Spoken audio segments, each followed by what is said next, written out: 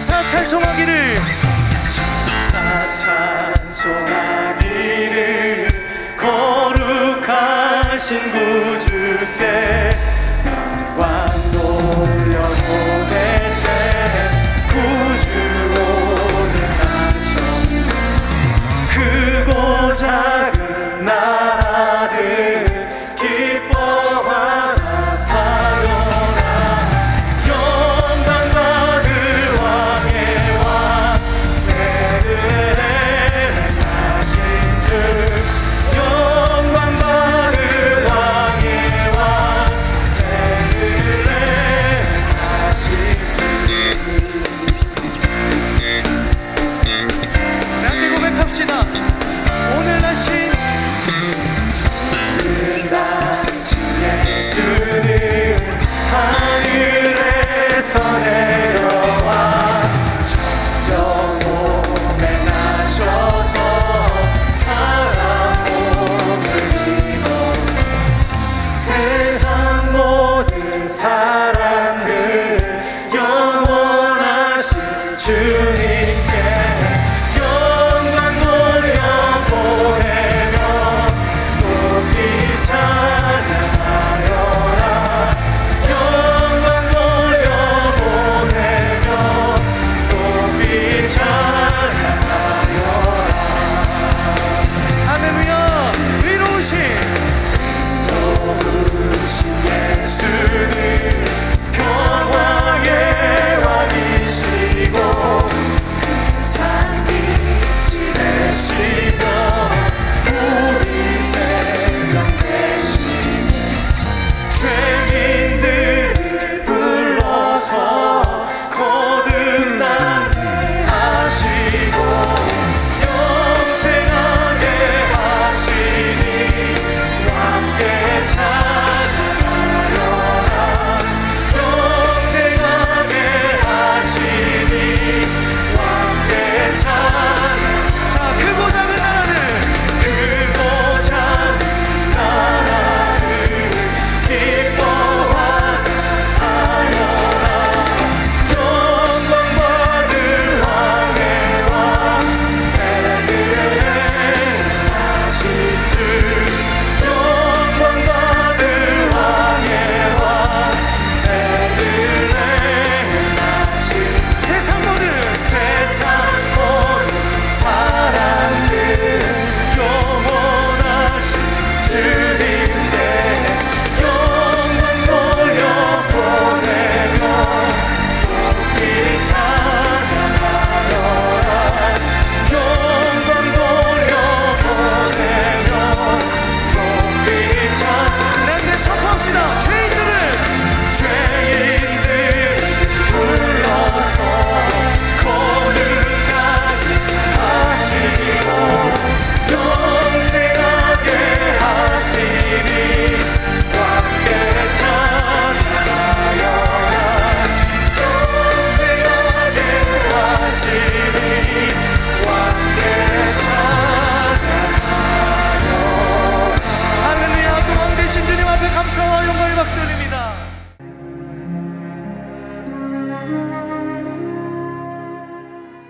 오늘의 말씀은 출애굽기 7장 12절에서 13절 말씀입니다. 각 사람이 지팡이를 던짐에 뱀이 되었으나 아론의 지팡이가 그들의 지팡이를 삼키니라. 그러나 바로의 마음이 완악하여 그들의 말을 듣지 아니하니 여호와의 말씀과 같더라. 아멘. 지난 3년간 진짜 같은 가짜 위조 지폐가 1700장이 발견이 됐다고 합니다.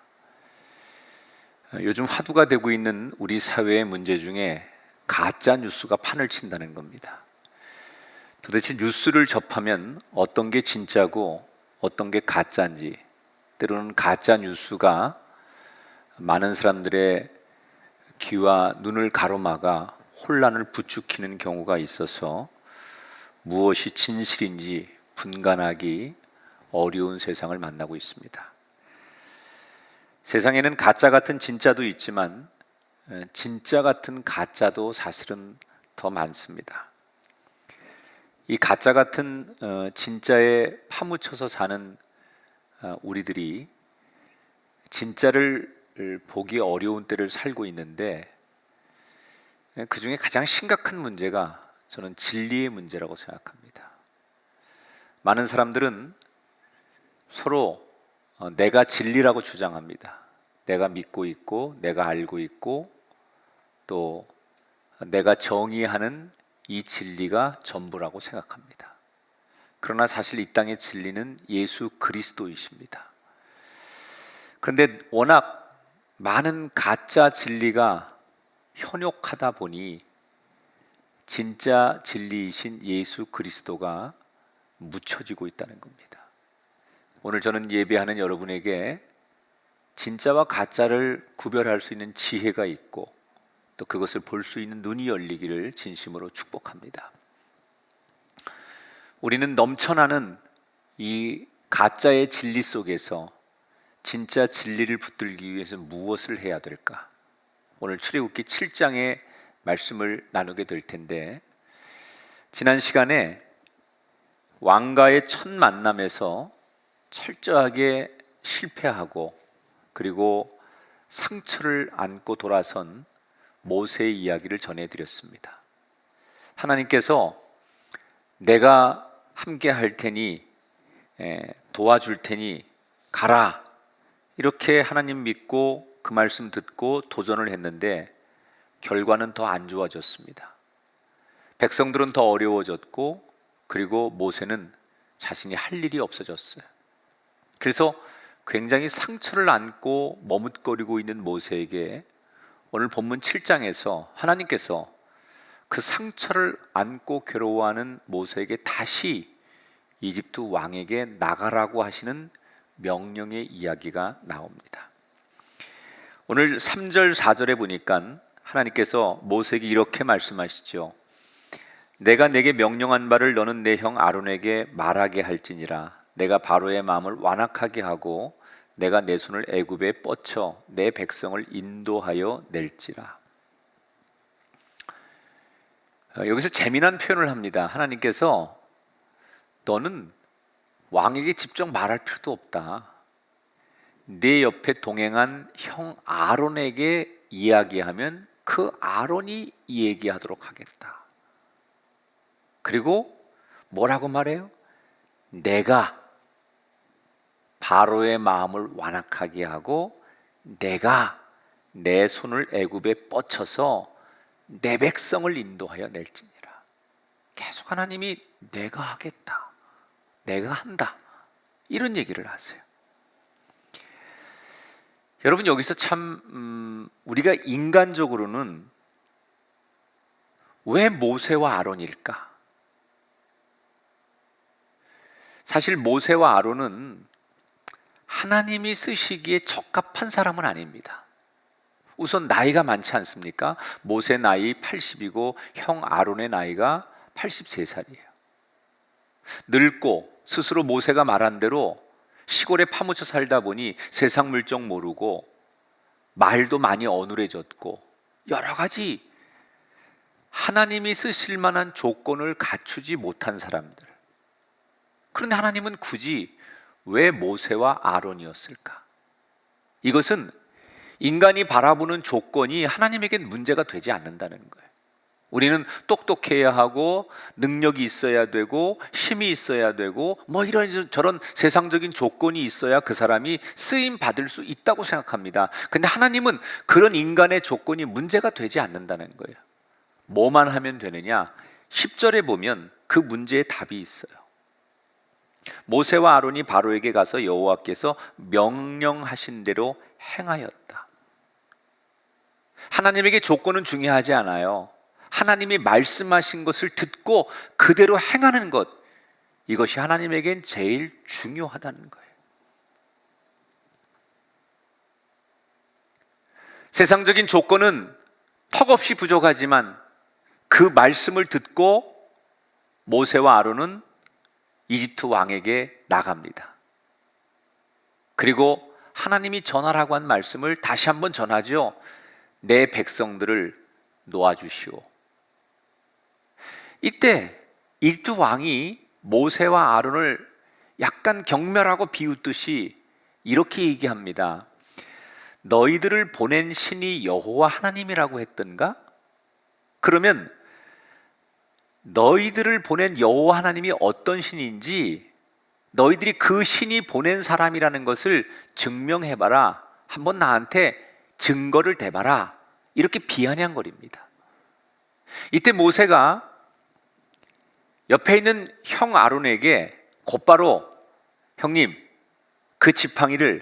이 지팡이를 땅에 내 던지십시오. 그랬더니 형 아론이 모세 이야기를 듣고 지팡이를 받아서 그것을 땅에 던졌더니 뱀이 되었더라. 지난번에도 한번 이스라엘 백성들을 설득하기 위해서, 장로들을 설득하기 위해서 이 이적을 행하신 적이 있는데, 이번에는 이집트 왕 앞에서 지팡이가 뱀이 되게 합니다. 여러분, 왜 지팡이와 뱀으로 하나님께서 이 이적을 보여주셨을까요? 지팡이라는 것은 왕의 상징성, 권위를 얘기하는 거예요. 사실은 목동들이 양을 인도할 때 쓰는 게 지팡이 아닙니까? 그러니까 여기서 지팡이라고 하는 것은 하나님의 권능을 상징하는 거고요, 뱀이라고 하는 것은 이집트의 실체를 보여주는 거예요. 자, 하나님을 증명해 보라고 하니까 하나님이 시키는 대로 지팡이를 땅에 던져서 뱀이 되게 했습니다. 왕이 놀랄 줄 알았어요. 그런데 왕이 전혀 놀라지 않고 낄낄낄거리면서 웃으며 모세와 아론에게 이렇게 얘기합니다. 야, 고작 이 정도를 가지고 너희들의 신을 증명하려고 하느냐? 그 정도는 우리도 할 수 있어? 그러면서 갑자기 왕궁의 마술사들을 부르더니 너희들도 똑같이 해봐라. 그리고 마술사들이 지팡이를 땅에 던지니까 곧 뱀이 되었더라. 여러분, 이번엔 모세와 아론이 놀랍니다. 깜짝 놀라지요. 그런데 사실은 이건 놀랄 일이 아니에요. 왜냐하면 그 왕궁의 마술사들이 지금 행한 일은 기적이 아니라 마술입니다. 사람의 눈을 속이는 마술입니다. 반면에 하나님께서 지팡이를 던져 뱀이 되게 하신 것은 하나님의 기적입니다. 하나님이 하신 이적입니다. 정말로 나무였던 지팡이가 뱀이 되었고 그 뱀의 꼬리를 잡았더니 다시 나무가 되는, 이것은 진실이고 이것은 기적입니다. 그런데 마술사들이 한 건 뭐냐? 예를 들면 이런 겁니다. 흔히 마술사들이 이런 마술을 어떻게 하냐면, 큰 뱀을, 지팡이만한 뱀을 가지고 이 뱀을 체면을 건다거나 이렇게 합니다. 마취를 하거나. 그러면 체면이 걸린 이 뱀이 그냥 움직이지 않고 빳빳하게 서 있고 그것을 사람들에게 약간은 나무처럼 보여지게 만듭니다. 움직이지 않는 이 뱀이 꼿꼿하게 서 있으니까 얼핏 봐서 나무처럼 보이게 만들 수 있죠. 그리고 잠시 뒤에 그것을 땅에 던져서 체면이 풀릴 때 이 뱀이 기어다니면 마술로 나무가 뱀이 되게 했다라고 속이는 거예요. 다시 나무가 되게 할 수 없습니다. 뱀이 됐다, 나무가 되게 했다, 하나님이 하신 것처럼 그들은 할 수 없습니다. 왜? 가짜이기 때문입니다.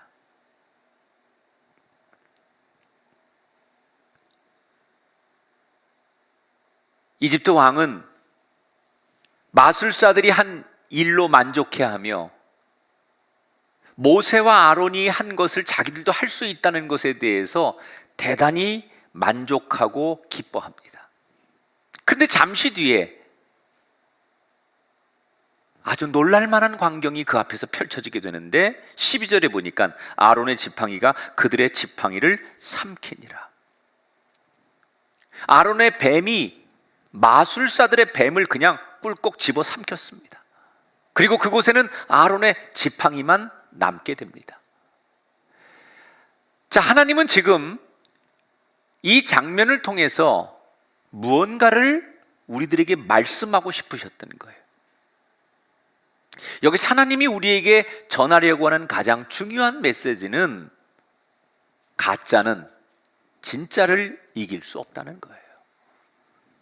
지금 눈속임으로 사람들의 눈을 가려서 속여서 만든 마술사들의 뱀이 아무리 신기하고 그럴싸할지라도 진짜 기적으로 등장한 아론의 뱀을 이길 수 없다는 거예요.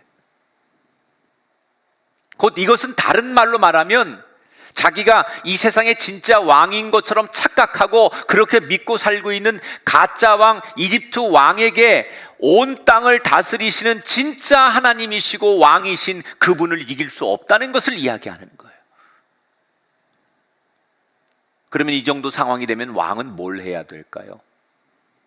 만약에 제가 이집트 왕이었다면 이 정도 되면 빨리 하나님을 인정하고 무릎 꿇고 하나님 말씀에 순종하는 것. 결국 하나님이 이 사건에서 원하시는 뜻은 바로 이걸 거예요. 이 정도 되면 하나님의 살아계심을 믿고 순종하고 잘못을 회개하고 하나님 말씀대로 사는 거예요. 그런데 파라오 왕은 어떻게 합니까? 오늘 3절에 보니까 13절 바로의 마음이 완악하여 그들의 말을 듣지 아니하니 여호와의 말씀 같더라. 귀를 닫고 하나님 말씀을 안 들으려고 해요. 왜요? 아직도 자기 마음속에 내가 이 세상의 진짜 왕이라고 착각하는 거예요. 내가 군림하고 내가 다스리고 내 마음대로 하고 살았으니까 그렇게 하는 것이 맞다고 생각하기 때문에 나는 진짜 왕이라고 착각하고 있기 때문에 지금 진짜 왕 앞에서 그는 버티고 있는 거예요. 여러분, 아무리 가짜가 화려하고 아니 반대로 진짜가 볼품없고 허름해 보여도 마지막에 이기는 것은 진짜입니다. 진리라고 하는 문제도 그렇습니다, 여러분. 지금까지 많은 권력자들이 하나님을 비웃으면서 내가 진정한 왕이다라고 주장했습니다. 수없는 지혜자들이 예수님을 조롱하며 자기한테 진리가 있다고 떠들어댔습니다. 그런 사람들이 한때 군중들에게 세상에 인정도 받고 인기도 얻고 존경도 받았습니다. 그런데 그들은 지금 어디가 있습니까? 이름도 없는 무덤에 갇혀서 세월의 흐름 속에 사람들에게 잊혀지고 있지 않습니까? 그러나 보이지 않았다는 이유로 그들을 비웃었던 하나님은 어디 계십니까? 보잘것없다는 이유로 조롱당했던 예수님은 어디 계십니까? 여전히 높은 보좌 위에서 우리를 다스리고 계시고 마지막 때 만왕의 왕 만유의 주로 오셔서 하나님을 대신하던 가짜들을 심판하시고 마지막에 승리하시는 분, 여러분 그 하나님을 믿으십니까? 그러므로 우리는 오늘 이 말씀을 묵상하며 이렇게 선포해야 됩니다. 세상에 나가서 여러분 가족들에게, 믿지 않는 사람들에게 진짜가 이깁니다. 예수 그리스도가 결국 이깁니다.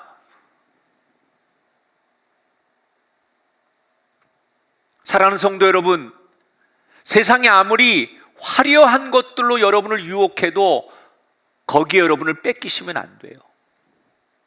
아무리 달콤한 것들로 여러분 앞에 수없는 것들이 그렇게 보일지라도 그런 것에 현혹되시면 안 돼요. 잠시는 가짜를 붙들면 즐겁습니다. 행복합니다. 그러나 최후의 승리는 가짜에게 있지 않고 진짜에게 있습니다. 진리 되신 예수 그리스도를 이 성탄의 계절에 더욱더 강하게 붙들게 되는 저와 여러분이 되기를 축복합니다. 지금 이집트 왕은 모세와 아론에게 자기들이 대항할 수 있는 힘이 있다는 것 정도로 만족해하는 거예요. 그리고 모세와 아론을 쫓아냅니다. 이때 모세와 아론은 혹시나 왕이 마음이 좀 바뀔까 하고 며칠을 기다려 봅니다. 그러나 며칠을 기다려도 왕은 전혀 변하지 않습니다. 그 사이에 이스라엘 백성들의 고통은 점점 더 커지게 됩니다. 이때 하나님께서 모세에게 분명한 하나님의 계획을 말씀하시는 장면이에요. 뭐라고 말씀하시느냐? 모세야, 이제 내가 일을 시작하겠다. 그러면서 하나님께서 선언하시고 곧바로 이어지는 게 우리가 잘 알고 있는 이집트 땅에 내리는 10가지의 재앙이에요. 오늘 그 첫 번째 재앙이 소개가 되는데 바로 나일 강이, 그리고 이집트 땅의 모든 이집트 백성들이 집집마다 가지고 있는 물이 핏빛으로 붉게 변하는 재앙이 내려옵니다. 하나님께서 모세에게 너 내일 나일 강가로 나가 있거라. 그러면 거기서 왕을 만나게 될 텐데 그때 내 계획을 다시 한번 선포하고 말을 듣지 않거든 네가 들고 있는 지팡이로 나일 강변을 쳐라. 그러면 그 나일 강이 피로 변할 것이고 다시 내 형 아론에게 지팡이를 주고 이집트 땅을 향해서 손을 펴게 해라. 그러면 이집트 땅에 있는 모든 백성들의 집 안에 있는 그릇마다 차 있는 물들이 다 피로 변할 것이다. 여러분, 여기서 왜 하나님께서 10가지의 재앙을 내리시는데 첫 번째 재앙을 나일 강이 피로 변하게 하셨을까요? 이 이집트 사람들에게 나일 강은 굉장한 의미 부여가 있습니다. 그래서 물이라고 하는 것은 여러분 생명의 시작 아닙니까? 특히 이집트 사람들에게 이 나일 강은 자기들에게 풍요를 주고 자기들에게 번영을 주었던 곳이에요. 그래서 굉장히 신성한 강이고 실제로 당시에 이집트 사람들은 이 나일 강을 지키는 하피 신을 굉장히 숭배합니다. 어떤 백성들은 나일 강에서 나오는 고기를 신성하게 여기고 그것을 경배하기도 해요. 그래서 이 이집트 왕도 때가 되면 나일 강을 지키는 하피 신에게 가서 제사를 드리는 것으로 자신의 업무를 시작할 때가 있는데 아마도 하나님께서 나가라고 한 날 아침에 왕은 하피 신전에 들리려고 나왔던 것 같아요. 여러분, 나일 강변이 얼마나 큽니까? 어디 가서 왕을 기다립니까? 하나님께서 나일 강변으로 가라고 했지만 어느 쪽으로 가라고 얘기 안 하시고 그냥 나일 강변으로 가라니까 모세와 아론이 나일 강으로 나갑니다. 다음 날. 그런데 신기하죠? 잠시 뒤에 왕이 모세와 아론이 있는 쪽으로 오는 거예요. 하나님이 시킨 대로 왕을 보자마자 하나님의 명령을 전한 다음에 그 명령을 듣지 않으니까 모세가 지팡이로 나일강을 내려칩니다. 그리고 나서 아론이 다시 지팡이를 들고 이집트를 향해 팔을 쭉 내밉니다. 그랬더니 나일강뿐만이 아니라 이집트 전역이 붉게 변하기 시작했어요. 여러분, 이 성경의 진리, 이 성경의 사실적인 이야기를 굳이 인간들은 또 이것을 아니라고 변증하려고 없는 말을 만들어내고 연구한답시고 별 얘기를 다 하는데 그 중에 하나가 뭐냐?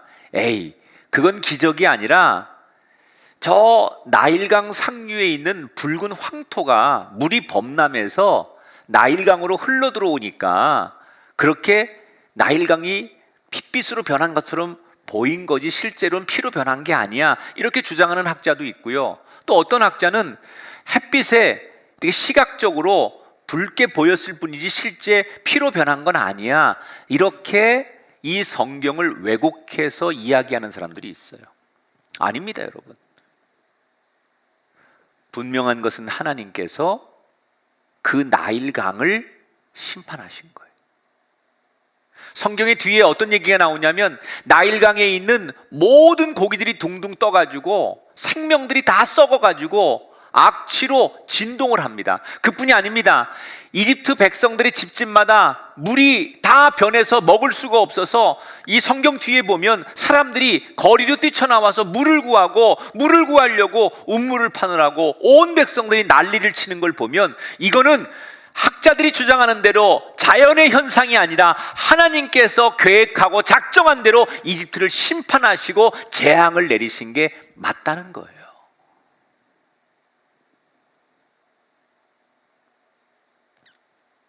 여러분, 그들이 자랑하는, 그들이 믿는 인간의 풍요와 번영을 주는 나일강이 하나님의 내려침 한 번으로 속절없이 무너지고 있어요.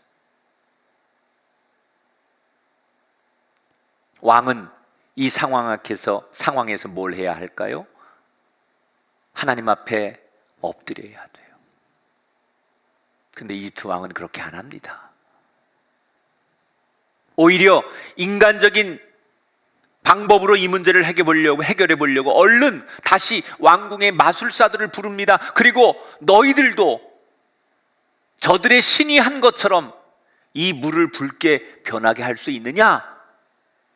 그랬더니 마술사들이 어디서 이렇게 물 한 그릇을 떠와가지고는 우리도 할 수 있습니다. 그리고 왕 앞에서 물 한 그릇을 떠와가지고 잠시 뒤에 그 물을 붉게 붉은색이 띠는 물로 변화를 시켜요. 이건 역시 마술입니다. 마술은 사람의 눈을 깜빡하고 속이는 거잖아요. 어떻게 하는 거냐면 아마도 이랬을 겁니다. 무슨 화학 성분을 일으키는 다른 이물질을 왕이 보이지 않는 사이에 아마 어떤 트릭으로 마술사들의 손재주로 거기에 그 물에다가 넣으면 그것이 어떤 작용으로 인해서 잠시 뒤에 붉게 물감처럼 퍼져나가서 피와 비슷하게 만드는 이런 마술을 분명히 썼던 거예요. 왕은 이게 마술이냐 아니냐가 중요하지 않아요. 저 모세와 아론이 자기들의 믿는 여호와 하나님이 하는 그 정도로 우리도 할 수 있느냐 없느냐 이게 중요했기 때문에 눈을 다 속임당하고 왕은 자기들도 이런 걸 할 수 있다고 만족해 하는 거예요. 그러나 인간의 방법으로 하나님을 맞서려고 했던 그들에게 찾아온 결과는 참혹합니다. 오늘 24절 25절에 보니까 애굽 사람들은 나일강 물을 마실 수 없으므로 나일 강가를 두루 파서 마실 물을 구하였더라. 여호와께서 나일강을 치신 후 이레가 지나니라. 지금 이집트의 왕은 왕궁에 틀어박혀서 어떻게 여호와 하나님을 이길 수 있을까 이거를 궁리하고 연구하는 동안에 나라는 어떻게 됩니까? 꼴이 말이 아닙니다. 나라가 가뭄에 시달립니다. 물고기가 죽고 물이 썩고 강이 썩고 있습니다. 그래서 백성들은 난리가 났습니다. 모든 것들이 다 비정상입니다. 그런데 백성들도 죽어가고 세상의 모든 생명들이 죽어가고 나라가 엉망진창이 됐는데 왕이라고 하는 사람은 백성에게 관심이 없습니다. 왕은 오직 백성들이 행복하냐 백성들이 사느냐 여기에 관심 없고요. 어떻게 하면 저들이 믿는 우리 히브리 민족 저 노예들이 믿는 하나님 저를 이길 수 있을까 여기에 온통 관심이 있는 거예요. 여러분 진짜이신 왕 되신 하나님과 가짜인 이집트 왕의 차이가 뭔지 아십니까? 진짜이신 하나님은 이집트 백성들도 사랑하셨어요. 여러분 하나님께서 왜 10가지 재앙을 내리기 전에 2번씩 모세를 이집트 왕에게 보내서 말로 설명하고 왜 대화하게 하고 왜 그들에게 미리미리 예고합니까? 그 불쌍한 하나님이 만든 이집트 백성들 피조물들을 하나님 사랑하시기 때문에, 그들을 살려주고 싶기 때문에 이스라엘 백성들만 구원하는 게 목적이 아니라 하나님이 만드신 피조물인 이집트 이방 민족도 사랑하셨기 때문에 그들에게 기회를 주신 거예요. 왜 10가지 재앙을 내리세요? 한 번에 항복하도록 만들지 않고 왜 10가지를 단계별로 주세요? 중간이라도 돌이키길 원하셨던 거예요. 그 마음은 어떤 거죠? 사랑하시기 때문에. 그들이 이방 민족일지라도 그들을 사랑하시기 때문에 시간을 주고 기회를 주는 거예요. 이게 진짜 왕이 갖는 마음이에요. 그런데 가짜 왕이었던 이집트 왕은 어떻습니까? 자신이 다스리는 백성들에겐 관심이 없습니다. 오직 자기의 야망, 하나님을 이겨보겠다는 생각, 사람들 앞에 군림하겠다는 생각 위에는 지금 남을 돌보고 연약한 사람들을 품고 그들을 배려하는 거에는 관심이 없습니다. 그렇기 때문에 가짜 왕 밑에 있는 이집트의 백성들은 고통을 당하는 거예요. 진짜와 가짜의 차이입니다. 가짜는 나만 성공하고 나만 잘 되면 돼요. 남이야 어떻게 되든, 다른 사람이야 어떻게 살든 나만 잘 되면 되는 게 가짜의 속성입니다. 그러나 진짜는 남을 배려합니다. 영혼을 먼저 생각합니다. 생명을 살리는데 초점을 맞춥니다.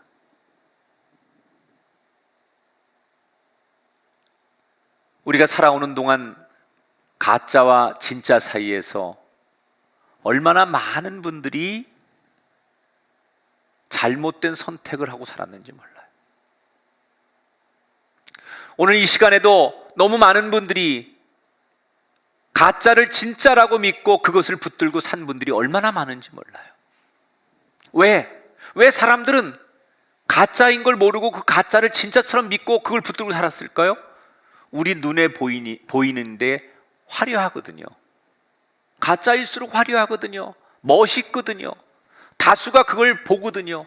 그래서 사람들은 그냥 눈에 화려하면 그게 진짜인 줄 알고 가짜를 진짜로 생각하고 따라가요. 여러분, 우리가 믿는 하나님은, 예수 그리스도는 화려한 적이 없었어요. 인간의 눈에 멋있어 보이지 않았어요.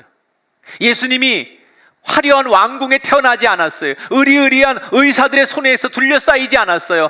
정말 동물의 그 말구유에, 동물의 먹이통에 가장 초라하고 누구도 돌보지 않고 누구도 시선 주지 않는 가장 연약하고 볼품없는 곳에, 멋있지 않은 곳에 언제나 하나님은, 예수님은 존재하셨어요.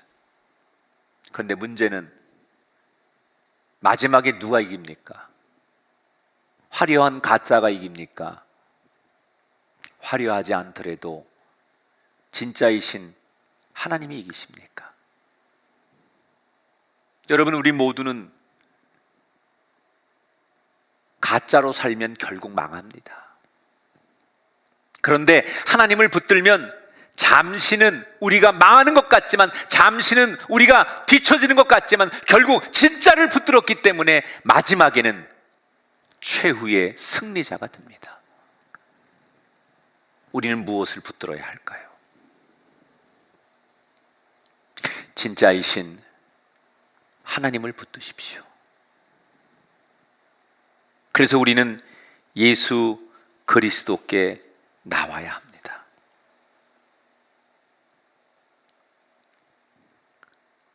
내가 어떻게든 이겨보려고 하는 발버둥 쳤던 이집트 왕의 길이 아닌, 세상 사람들이 갔던 그 길이 아닌, 영혼을 사랑하셨던 참된 진리이신 예수 그리스도의 길로 저와 여러분 이기는 자가 되기를 축복합니다. 말씀을 맺겠습니다. 오늘도 많은 사람들이 진짜 진리를 찾고 있지만 가짜 진리의 홍수 속에서 너무나 힘들어합니다. 그러나 하나님은 우리를 불쌍히 여기셔서 끊임없이 말씀하십니다. 그리고 진짜이신 독생자 예수 그리스도를 이 땅에 보내주셨습니다. 이 성탄의 계절에 진짜이신 참 진리이신 예수님을 바라보시고 그 예수님을 붙드셔서 평안과 자유와 승리를 얻어가는 하나님의 거룩한 백성들이 되시기를 주님의 이름으로 축복합니다. 이제는 우리 주 예수 그리스도의 은혜와 하나님 아버지의 극진하신 사랑하심과 성령님의 감화 감동 역사하심이 이 땅 구석구석 위에 하나님을 찬양하고 하나님의 이름을 부르는 모든 백성 위에 영원토록 함께하기를 축원하옵나이다.